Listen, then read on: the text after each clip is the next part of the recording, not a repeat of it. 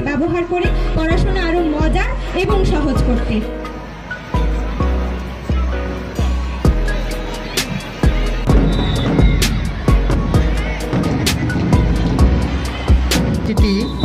মহোদয়কে অভিবাদন জানানোর নেতৃত্বে প্রধান কমান্ডারের নেতৃত্বে এরপর পদ্মা হাউস, মেঘনা হাউস আজকের অনুষ্ঠানের এই মহোদয়কে অভিবাদন জানাই। আমরা সেই মহোদয়কে এসেছি জনাব মোহাম্মদ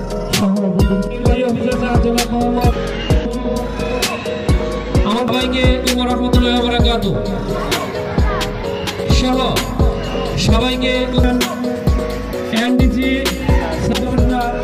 কাউন্সিল আমাদের এই বিদ্যালয়ে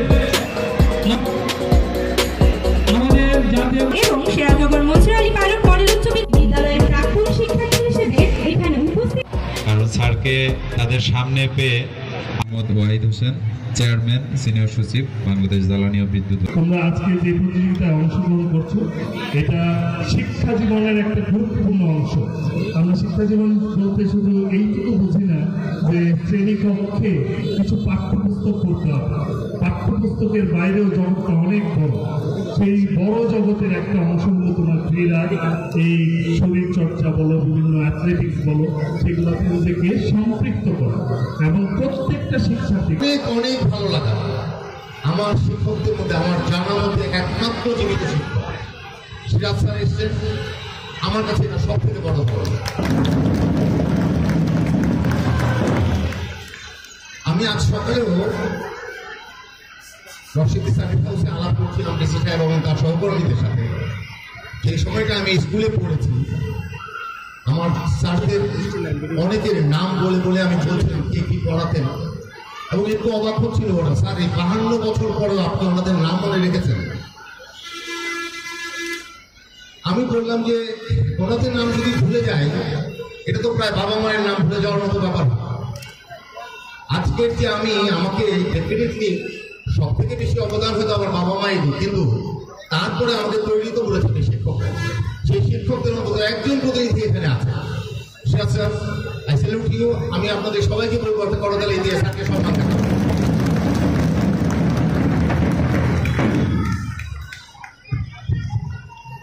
আমরা একটা বড়সড় আন্দোলনের মধ্যে দিয়ে, সরকার পরিবর্তনের মধ্যে দিয়ে গিয়েছি। আন্দোলনটাকে খুব একটা শব্দে যদি আমরা উচ্চারণ করি তাহলে সেটা হচ্ছে এটা একটা বৈষম্য বিরোধী আন্দোলন ছিল। আপনারা আমার আগে যারা বক্তব্য রেখেছেন তাদের মধ্যে কেউ কেউ উল্লেখ করেছেন এক অসম্ভব বৈষম্য হয়েছে আমার এই বিদ্যালয়ের ক্ষেত্রে। গোটা সরকারের সাথে প্রতারণা করে আমার বিদ্যালয়ের ন্যায্য পাওনা ছিনিয়ে নিয়ে অন্য একটি বিদ্যালয়কে দিয়ে দেওয়া হয়েছে। এই দুঃখবোধ কখন আমাদের শেষ হবে আমি জানি না। সমস্যাটা হচ্ছে যে এটা একটা পলিসি ইস্যু। আমি বললাম যে এটা পঞ্চায়েতীকরণ হয়ে যাবে, বিষয়টা এত সহজ নয়। তবে যেহেতু পলিসি লেভেলেও এখন আমাদের কিছু ইনফ্লুয়েন্স হয়তো আছে, আমি এইটুকু আশ্বাস দিতে পারি যে এইরকম মানে অন্যায় করা হয়েছে, যেই আমাদের স্কুলটা একমাত্র স্কুল না, আমি অন্তত আরো 2-4টা স্কুলের কথা জানি যাদের সাথে এরকম অন্যায় হয়েছে সারা দেশ জুড়ে। আমি এই বিষয়টা নিয়ে একটুখানি চেষ্টা করবো কাজ করতে, যে এইরকম অন্যায় হয়েছে যে স্কুলগুলোর প্রতি, তাদের বিষয়টা আবার ওই বৈষম্য বিরোধিতার দৃষ্টিকোণ থেকে বিবেচনা করা যায় কিনা।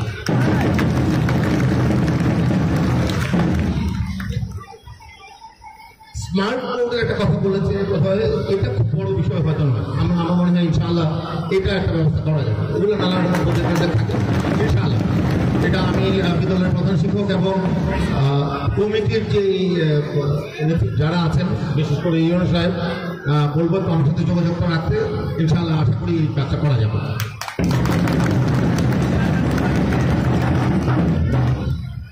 আমার কাছে তো নানান কিছু চাওয়া হচ্ছে, এখন আমি একটু চাই। আমার চাওয়া হচ্ছে ডিসি সাহেবের কাছে, ইউনো সাহেবের কাছে, ছোট্ট চাওয়া, আমাদের জন্য খুব ছোট জিনিস। ওই যে সামনে একটা ফাঁকা একটা ছাদ দেখা যাচ্ছে, এটা হচ্ছে আমরা যারা প্রাক্তন ছাত্র, আমাদের সংগঠন এক্সেসে এটা গ্রহণ করার চেষ্টা করেছিলাম আমরা। আমাদের সামর্থ্যের তুলনায় নাই, এর বেশি আর আগাতে পারি নাই। যদি কোনোভাবে জেলা পরিষদ থেকে অথবা পৌরসভা থেকে খানিকটা বরাদ্দ দিয়ে কাজটা করে দেওয়া যায়, আমরা প্রাক্তন ছাত্ররা অন্তত খুব খুশি হই।